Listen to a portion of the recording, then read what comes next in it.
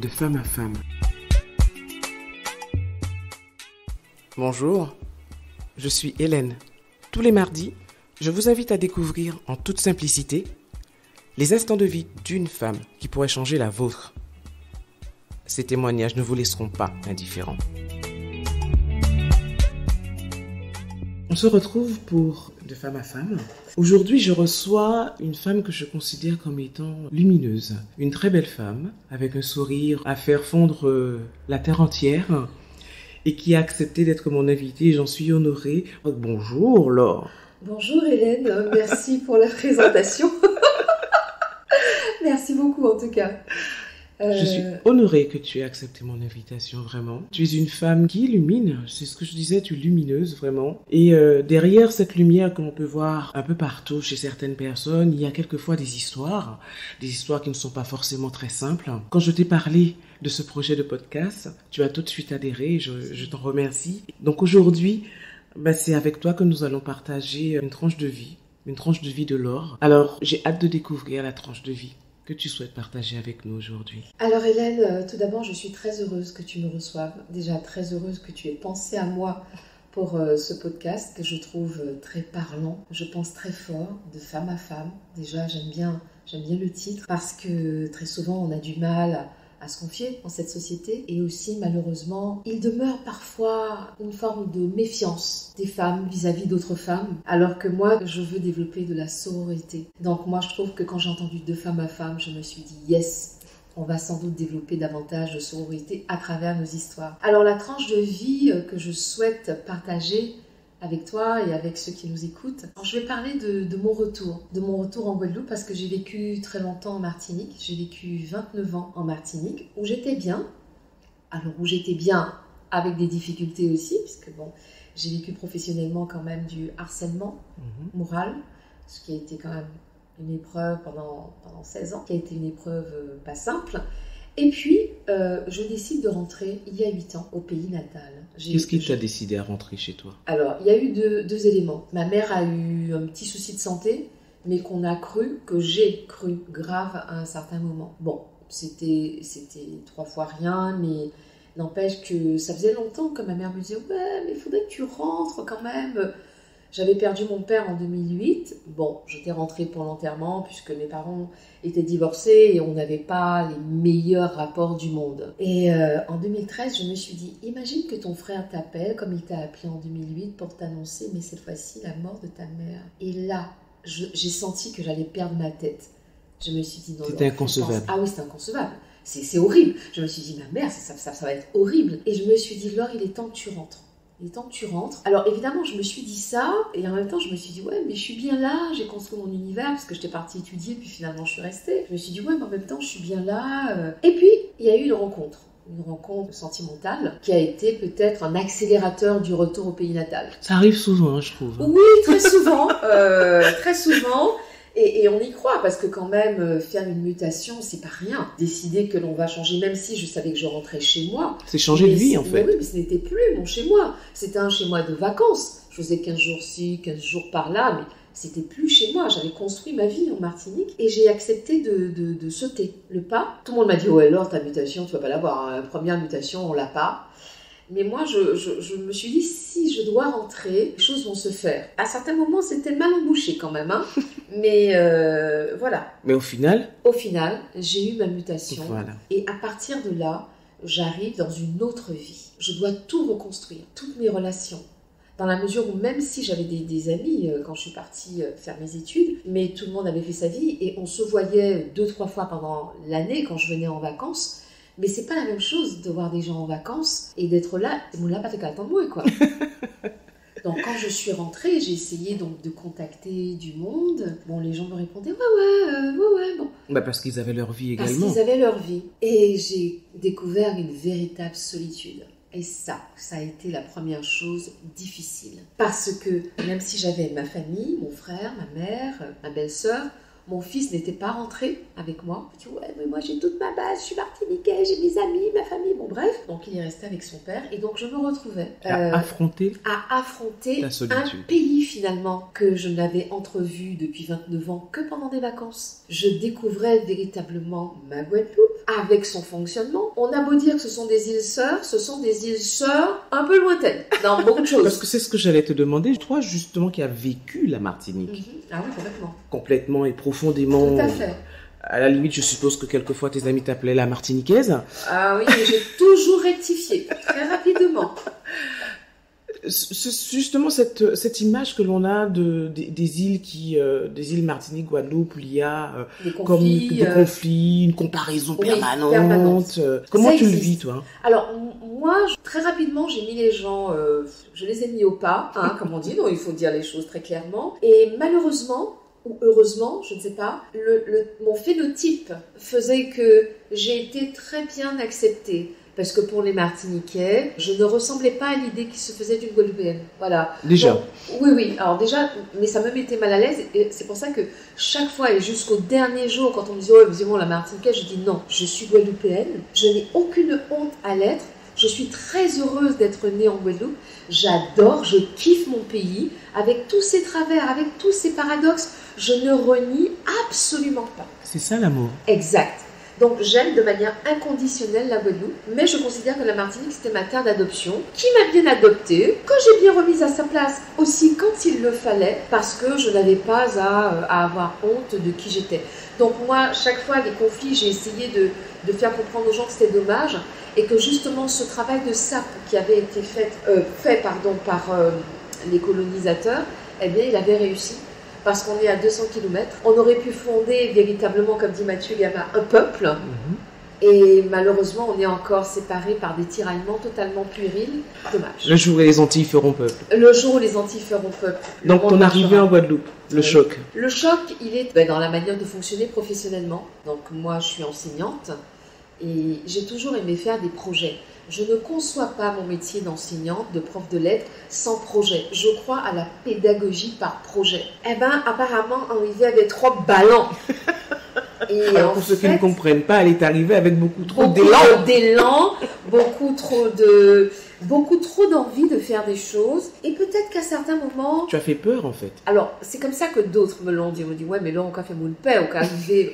Tu fais trop peur aux gens, machin. Mais j'étais dans 2 établissements, j'étais à cheval sur 2 établissements. Et dans un établissement, par contre, où j'avais mon maximum d'heures, j'avais un chef d'établissement qui était par contre ravi. Donc j'ai mené un projet humaniste avec des élèves. Je me suis dit quoi faire avec des élèves de 5e. Et en fait, il y avait une jeune fille, une enfant, dont le parent, la maman, je crois, travaillait au CHU, dans le service des enfants grandement malades, qui ne peuvent venir en classe peut-être que dans 1 mois ou 2 mois l'année. Et qui ont des professeurs particuliers. Donc c'est en lien le rectorat qui viennent à eux. Et j'ai dit ben voilà, on va leur écrire des textes. Donc j'ai fait travailler tous les talents des élèves parce que moi je me dis que très souvent on apprend les matières et tout, mais les enfants ils ont leur propre talent. Donc il y en avait qui savaient coudre, il y en avait qui savaient ceci et tout. Et donc on a pris une immense feuille. Chaque enfant avec différentes couleurs a posé ses mains, son prénom. Il y en a qui ont écrit des textes d'encouragement pour ces enfants malades. Et il y a des élèves qui jouaient de la guitare et qui ont composé un chant pour ces enfants malades. Il y en a d'autres qui jouaient du tambour, qui ont fait aussi une petite mélodie. Et un jour, donc en fait, on a pendant peut-être 2 mois, à chaque récréation, on a vendu des choses. Je voulais que les enfants, que ma classe, fassent des choses, pas de chips, tout ça. Cuisine des choses. Les parents étaient ravis de les mettre, enfin qu'ils soient mis au Il y avait en fait une émulation où tu intégrais en fait tout le monde. Et on a récupéré 900 € que l'on a donné au CHU pour ce service. On est venu, les enfants ont fait la prestation devant ces enfants malades et leurs parents. Il y a eu des parents qui ont pleuré, qui nous ont dit merci. Voilà comment je conçois l'enseignement. Alors cet enseignement, ce travail, est-ce que c'est lui qui t'a permis quelque part de me rapprocher à ma Guadeloupe? Non, oui. Et de combler cette solitude qui est tombée littéralement sur toi quand tu es revenue en Guadeloupe? Oui, c'est vraiment ce travail, c'est vraiment mon travail parce que je suis une passionnée, je suis passionnée par mon métier, je le fais pas parce qu'il n'y avait pas autre chose à faire, puisque je suis diplômée aussi, j'ai un diplôme d'attaché de presse, donc j'aurais pu faire cela aussi, mais vraiment l'enseignement c'est un choix, j'aime les gens, j'aime profondément les élèves à qui j'enseigne. Et donc c'est vrai que de me retrouver comme ça dans cette solitude, parce que si ma vie sentimentale ne m'a pas donné la joie que tu espérais, Et donc, c'est vrai que mon travail m'a beaucoup aidée. Et à un certain moment, j'ai dit au revoir à cette vie sentimentale dans laquelle je n'étais absolument pas heureuse. Ça n'a pas été simple, du tout, pour beaucoup de raisons, parce que pendant longtemps, j'étais esclave, c'est le mot, du regard des autres et du jugement, ce que l'autre allait penser. Surtout en tant que femme aux Antilles, quand une femme quitte un homme, elle passe toujours pour la cruelle. Surtout quand cet homme donne une belle réputation, enfin une belle image de lui à l'extérieur. Il y a la personne avec laquelle on vit et il y a la personne que l'on connaît à l'extérieur. Ça a été très difficile pour moi de prendre cette décision parce que je me suis dit, mon Dieu, je vais être jugée. Je vais être plus que jugée, condamnée. Parce qu'il y a le jugement, mais il y a la condamnation. Et là, je me suis dit, ça va être difficile, ça va être très difficile. Et puis un jour, et je me rappellerai toujours, il était minuit 15. Et je me suis dit, Laure, prends ta vie en main. Je me voyais mourir en fait. Quand j'ai essayé de penser à mes années futures, je voyais le néant. Et j'ai fait un rêve et j'étais absorbée par le néant. J'ai eu peur, mais peur physiquement. Je tremblais, je pleurais, je sentais que j'étouffais. Je me suis dit, je suis morte en fait. Et c'est là où j'ai compris que on peut être vivant, respirer de l'oxygène, mais être mort. Et j'étais morte. C'est vrai qu'il y avait mon métier qui me tenait, mais à part cela, il n'y avait rien. Or, j'avais des rêves que je caressais au fond de moi. Une fois, j'ai demandé, on me dit, oh, de toute façon, c'est tellement creux ce que tu écris que bon, maintenant, il n'y a pas d'intérêt. Et j'ai failli arrêter. Je me voyais mourir à petit feu. Et ce soir-là, à minuit 15, je me suis dit, non, Laure, là, il est temps de prendre ta vie en main. C'est possible. Il n'est pas trop tard. Tu es encore en vie, tu es pleine de rêves. Là, maintenant, tu vas les réaliser. Alors, ce fameux soir à minuit 15, peut-être, c'est ton heure de rendez-vous avec l'univers, Dieu, enfin, le nom que tu souhaites lui donner. Qu'est-ce que tu as décidé de mettre en place? Qu'est-ce que tu as mis en place pour pouvoir t'en sortir et accepter de te retrouver face à toi? Qu'est-ce que j'ai mis en place? Tout d'abord, j'ai été radicale dans ma décision. J'ai plus tergiversé. J'avais déjà essayé, et là, j'ai fait le bilan. Donc, tout d'abord, j'ai écrit. Je me suis écrit à moi-même. Le pouvoir de l'écriture? Absolument. Je crois au pouvoir de l'écriture parce que cette mise à distance permet de voir véritablement le parcours que l'on a déjà effectué et celui qui nous reste à faire. Donc, j'ai commencé à écrire. Donc, j'ai pris une feuille que j'ai séparée en deux. D'un côté, j'ai mis ce que j'ai déjà fait. Ce que tu avais déjà réalisé selon toi dans ta vie?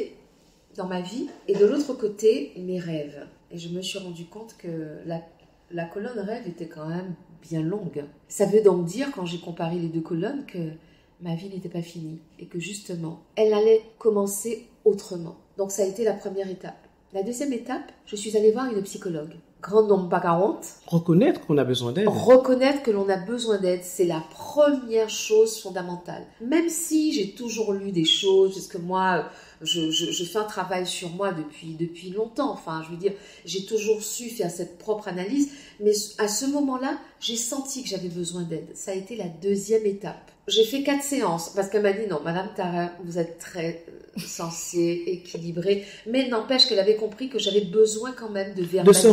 De ce regard extérieur. De ce regard extérieur. Et quand elle a validé qu'on va arrêter de se voir parce que les choses sont en place, je sentais que ça y est, je pouvais me tenir, que mes jambes n'étaient plus du coton, parce qu'il y avait encore cette peur qui était là. Hein. Et à partir de ce moment-là, j'ai continué mon activité d'écriture de manière régulière et assidue. Et les trucs venaient, et j'avais des choses à dire, et j'avais des choses à dire, et j'avais des choses à dire. Donc, la troisième étape, ça a été de reprendre ma plume de manière régulière. La quatrième étape a été de me dire, maintenant, Laure, tous ces écrits-là, tu vas en faire quelque chose. Donc, toutes ces étapes, j'avais l'impression que j'étais comme quelqu'un de désarticulé et dont le squelette partait en vrille dans tous les sens. Et à chacune de ces étapes, un peu comme un robot, genre Robocop, j'avais l'impression que les choses faisaient... Les morceaux se recollaient. Les morceaux se recollaient. La solitude. Revenons à la solitude. Je les regardais, parce que j'avais trouvé un logement, j'étais dedans, et je n'arrêtais pas de dire tous les jours, regarde comment tu es heureuse. Regarde comment tu es heureuse. Pendant longtemps, j'avais peur de ressembler à ma mère parce qu'elle avait divorcé très jeune et elle avait refusé de refaire sa vie. Enfin, c'est quelque chose que l'on retrouve souvent aussi, ça, oui, la peur de ressembler à... De reproduire un modèle. Voilà, de reproduire le schéma familial. Et quand j'avais fait la thérapie, elle m'a dit, la thérapeute, elle m'a dit, votre mère avait fait le choix de ne plus refaire sa vie. Est-ce que c'est le vôtre? Elle m'a dit, donc, il n'y a pas de ressemblance possible. Vous n'avez pas les mêmes choix de vie. Cette seule phrase, j'ai senti que le poids que je portais n'a fait qu'exploser et j'ai retrouvé ma légèreté. Et aujourd'hui, je me dis, je n'ai plus peur. Cette solitude-là, qui est une solitude choisie, elle est créatrice pour moi. Et c'est la raison pour laquelle je me définis pleinement. Et je dis ça, mais je suis une femme heureuse. Je suis une femme heureuse parce que justement, je me suis débarrassée du jugement des autres. Ah ouais, tu te rends pas compte, et machin. Les gens ont le droit de penser ce qu'ils veulent. Avant, quand je voyais que des gens que j'appréciais bien s'éloignaient... Ça te faisait mal. Ah, j'étais détruite. Et puis je leur écrivais, qu'est-ce que je t'ai fait tout aujourd'hui. Et c'est ça la liberté. L'autre, il a le droit de s'éloigner. Absolument. Et comme c'est lui qui s'est éloigné, c'est lui qui, s'il a envie de me parler, va me dire pourquoi il s'est éloigné. Et ça, c'est un truc qui a changé dans ma vie. Avant, dès que je voyais, je prenais mon téléphone, qu'est-ce que je t'ai fait, hein? La personne s'est éloignée, c'est son choix. Et si un jour elle souhaite me parler, moi ma porte elle n'est pas fermée. Dès lors que je sais que je n'ai rien fait à l'autre. Absolument, mais il y a aussi des gens qui sont, il faut savoir ça aussi, l'accepter, qui sont juste de passage. Voilà, dans notre ça vie. aussi, je l'accepte. Des personnes qui passent parce qu'elles ont une mission, Tout à ou parce fait. que vous devez vous leur apporter quelque chose. Mais il y a des personnes qui sont juste de passage. Exact. Il faut savoir laisser partir Absolument. ce qui n'est plus. Exact. Et accepter, parce que moi par exemple, je suis comme ça. Quand j'ai développé une relation avec quelqu'un et que la personne s'en va, je me dis, moi, je sais que je n'ai pas fait de mal. Je n'arrive pas, en tout cas peut-être inconsciemment. Parfois on peut dire quelque chose, on n'a pas pensé à mal et l'autre le reçoit mal. Mais ce n'est jamais intentionnel. Voilà, mais ce n'est jamais intentionnel. Je n'ai pas la méchanceté en moi. Et pendant des années, je ne comprenais pas que par contre, je la reçoive gratuitement, cette méchanceté. Eh bien aujourd'hui, je l'accepte. J'accepte que quand je tends ma générosité, mon amour, mon affection, que l'autre dise, en papier ça, t'es une hypocrite. J'accepte. Avant, je voulais me justifier. Mais non, je ne suis pas comme ça. Mais regarde. Non. Et ça, c'est la maturité quand on apprend à se connaître. Ok, je suis humaine, il y a des choses qui me font mal. Je me dis, c'est dommage. Et j'avance. Mais jamais je ne vais nourrir de ressentiment. Ça ne sert à rien. Pourquoi? Parce que j'ai compris que quand je nourrissais ça, ce n'était pas à l'autre. Hein. C'est à toi que tu faisais du mal. C'est à moi que je faisais du mal. Et à mes organes, parce qu'on oublie que tout sentiment négatif nous détruit de l'intérieur. Donc je me suis dit, tu avances. Et plus ça va, plus je suis souriante, plus je suis heureuse. Je le répète, hein, chers auditeurs, je suis une femme heureuse. C'est magnifique ça. Oui. Et cette femme heureuse, pleinement épanouie dans l'écriture. Oui. Ça a été ta bouée de sauvetage en fait. C'est ma bouée de sauvetage, c'est mon gouvernail. C'est non seulement une bouée, mais c'est un gouvernail. Et depuis que j'ai accepté ça, parce que pendant longtemps aussi, pourquoi j'ai eu du mal à passer le cap de... Tu avais le syndrome de l'imposteur? Complètement. Je ne suis pas une auteure, je ne peux pas me permettre. Mon Dieu. Mais qu'est-ce que les gens vont penser? Qu'est-ce qu'elles croient? J'ai fait la paix avec ça. Et je me suis dit, Laure, ça a été ma bouée, mais vraiment. Mais c'est aussi mon gouvernail. Parce que j'ai compris que c'était pleinement en moi, que ça faisait des années que c'était là. J'ai écrit peut-être tous les 10 ans de ma vie, puis j'ai arrêté. Et j'ai compris que c'était en moi. Et que c'est comme si, bon, je sais pas, je vais pas m'arracher mes yeux. L'écriture, c'est ça pour moi. Ça fait partie de moi. Et c'est mon gouvernail. Je ne sais pas encore pendant combien de temps ça va être mon gouvernail, mais c'est mon gouvernail et ça me rend heureuse.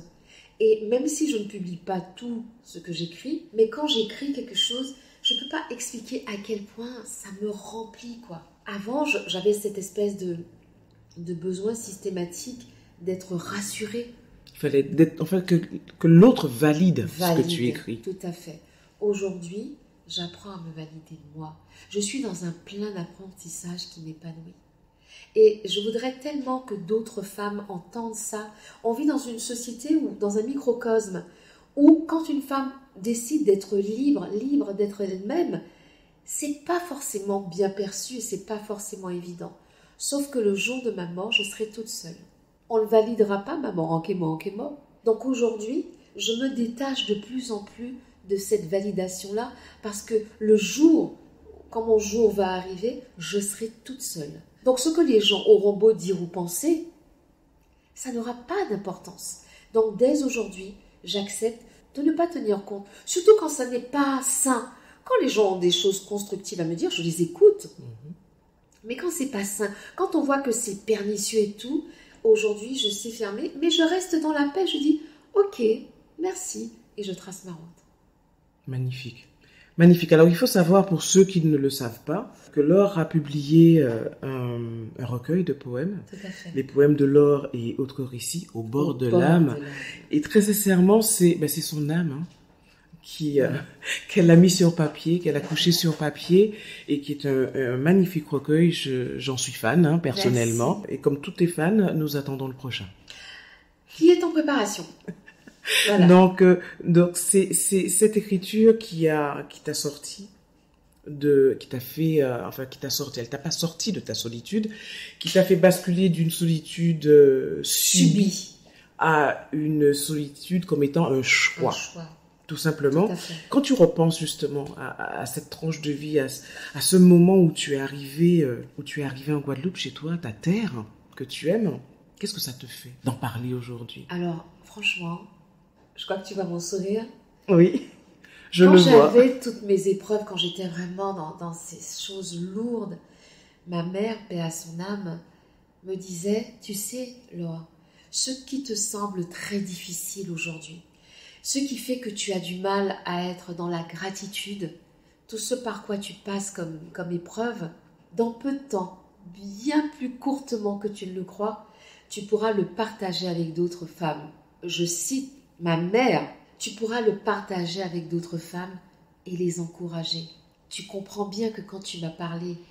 Je comprends l'émotion. Tu as vu l'émotion. Oui, je comprends maintenant l'émotion. Voilà. Et donc, quand je repense à la Laure d'il y a 4 ans ou 8 ans, je me dis que de chemin parcouru.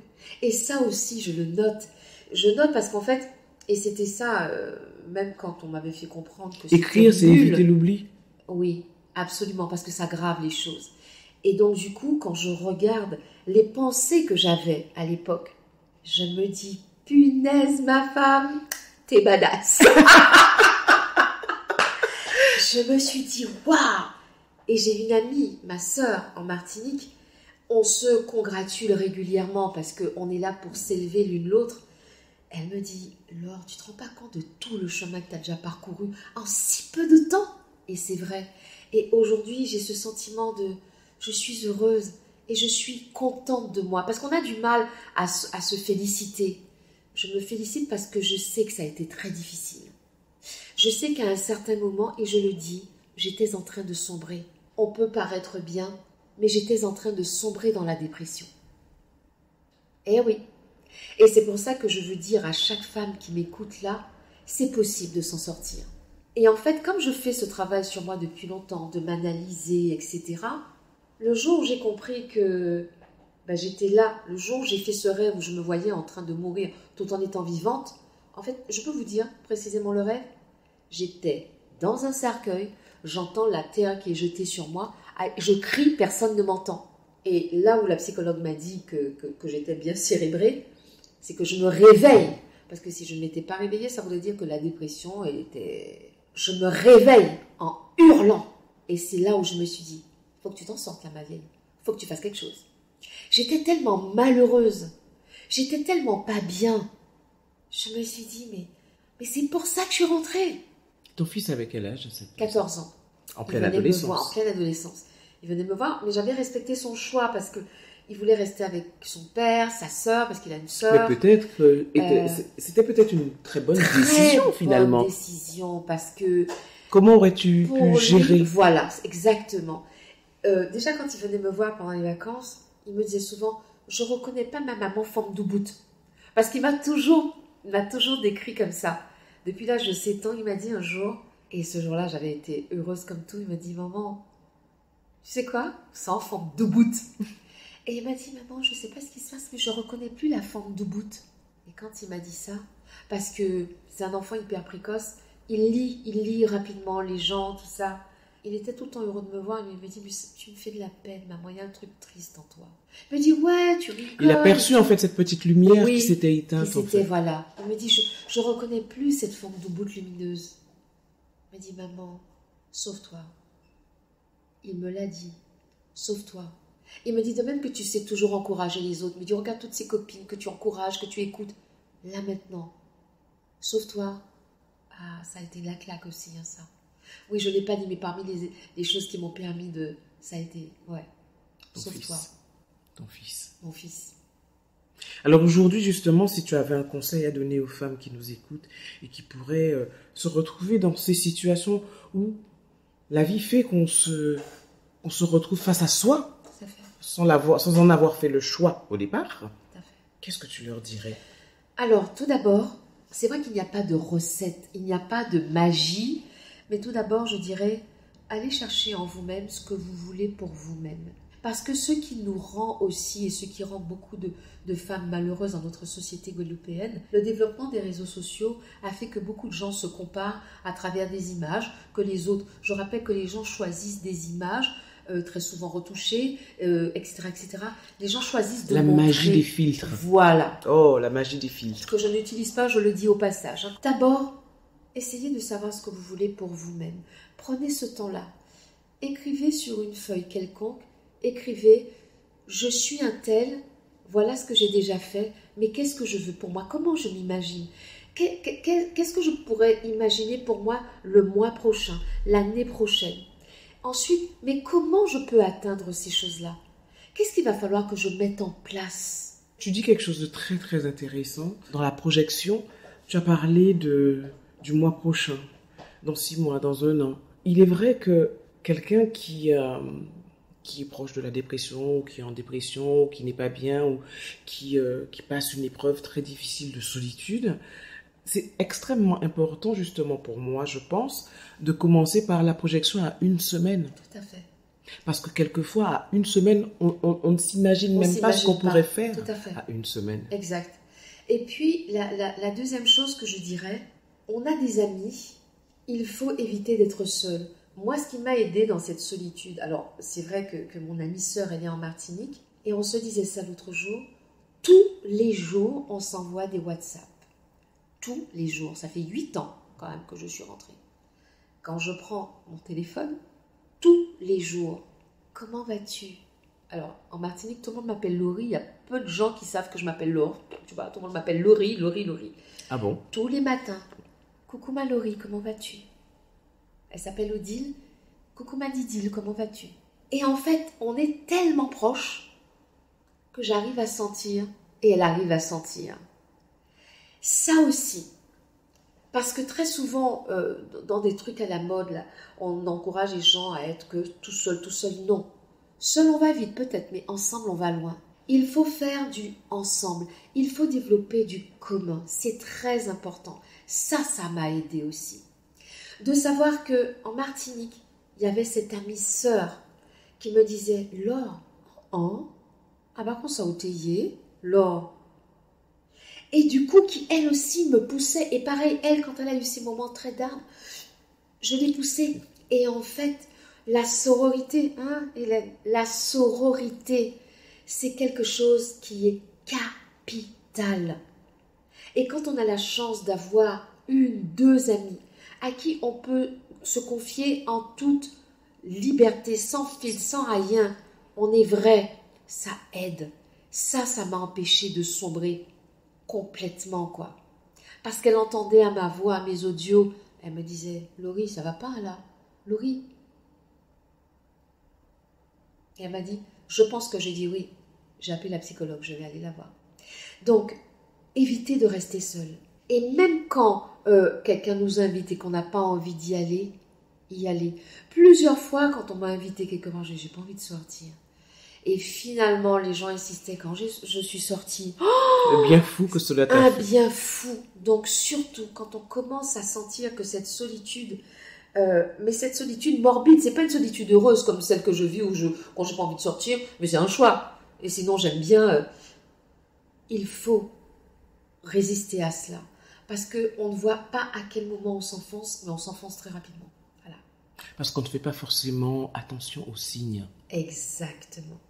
C'est pour ça que je dis qu'il est important d'écrire, peut-être pas un journal au quotidien, mais ou alors, moi j'ai conseillé à une amie l'autre jour, fais des audios. Parle-toi à toi-même, enregistre-toi, fais des vocaux et écoute-toi à la fin d'une semaine, écoute ta voix. Moi je crois beaucoup à la voix. Notre voix reflète notre état d'âme. Absolument. Et quand elle écoute ses voices, comme on dit en anglais, quand elle écoute ses messages, elle se dit, oh mon Dieu, mais j'étais au bord du gouffre là. Donc pour celles et ceux qui n'auraient pas la force d'écrire, enregistrez-vous. Surtout les téléphones portables, il y a un petit truc où on peut s'enregistrer, un dictaphone. Et mettez date et donnez un titre, votre mood du jour, votre état d'esprit de ce jour-là. Et dans la semaine, à la fin de la semaine, réécoutez et vous verrez. Vous verrez ce que vous pensiez le lundi. Quand on réécoute dans 6 mois, c'est encore mieux. Ah, c'est extraordinaire. Il m'est arrivé de faire ça aussi. De m'enregistrer, de me dire, bon, allez, aujourd'hui, tel jour. Ouais, aujourd'hui, c'est pas top. Voilà ce qui m'est arrivé. Je n'ai pas compris, etc., etc.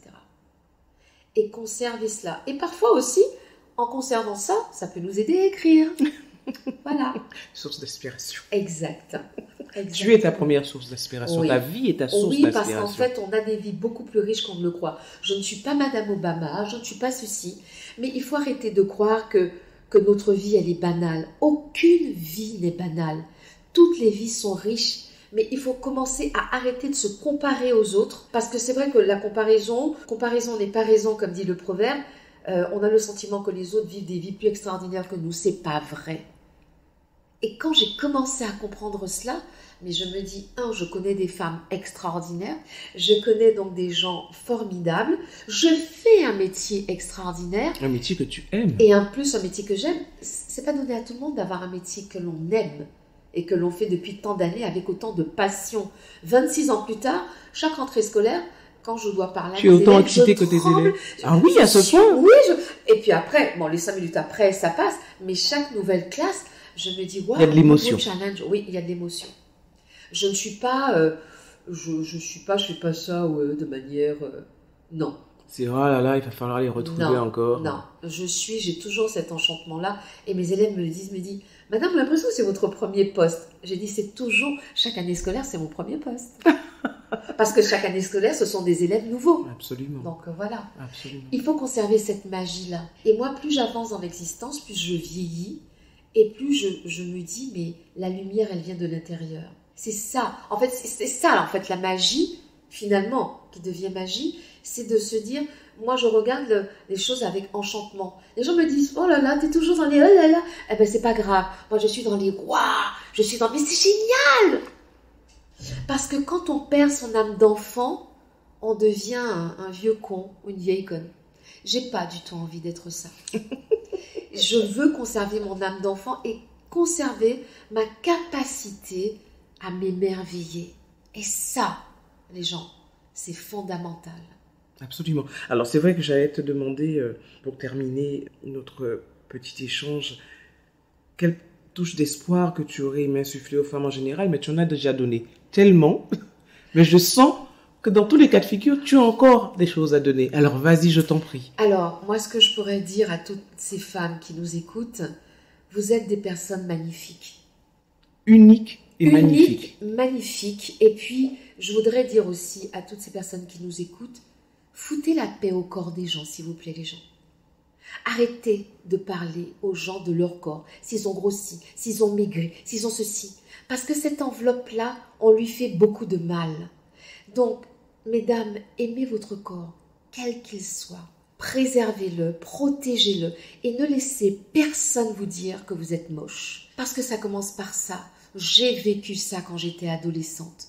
J'ai vécu ça quand j'étais enfant. Enfant, j'étais ronde. Ah, t'es une grosse patate. Adolescente, j'étais hyper menue. Ah, ou mexo. J'ai eu du mal pendant longtemps à me réconcilier, à aimer mon corps.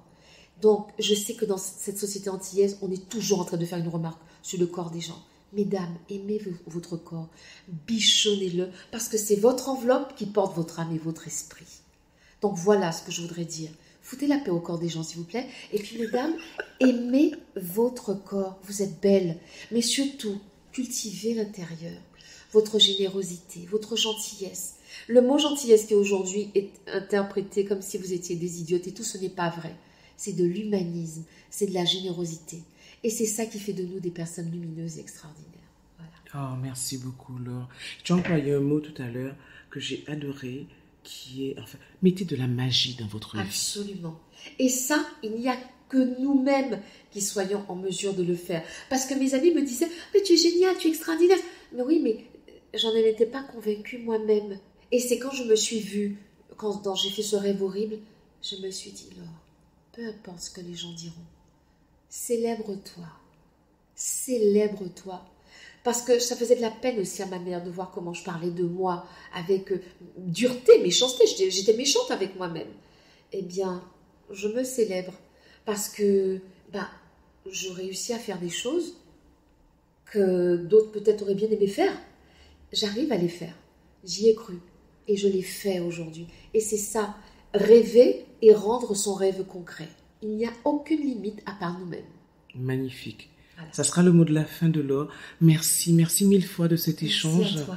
Tu as apporté, alors pas de la magie dans ma vie d'aujourd'hui, puisque la magie, elle vient d'abord de soi, mais en tout cas, tu as déversé une lumière merveilleuse sur ma journée. Merci à toi d'avoir été mon invité. Merci. Et puis, que je le dis toujours, hein, mon petit coin, il est ouvert. Alors j'espère avoir le plaisir, dans 6 mois, dans 1 an, dans 2 ans, de faire encore une rencontre, la suite de Laure. Voilà, la suite de Laure. Et puis, voir, parce que je suppose que on en revient à ta petite liste, la liste des rêves. Oh oui, t'as pas encore tout coché. Non. Alors, je te souhaite d'en cocher un maximum. Merci beaucoup à toi, Hélène, et merci à nos auditrices et auditeurs. Et les femmes, soyez belles, soyez fortes. Et quand je parle de beauté, je parle de beauté intérieure. Merci à toi. Merci. Belle route à toi. À bientôt. À bientôt.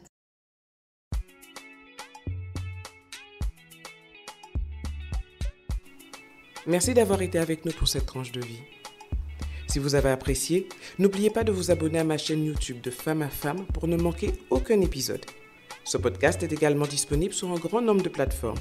Alors likez, donnez un maximum d'étoiles et surtout partagez. Si vous souhaitez témoigner, envoyez-moi un message à l'adresse mail qui figure dans la description. À mardi prochain.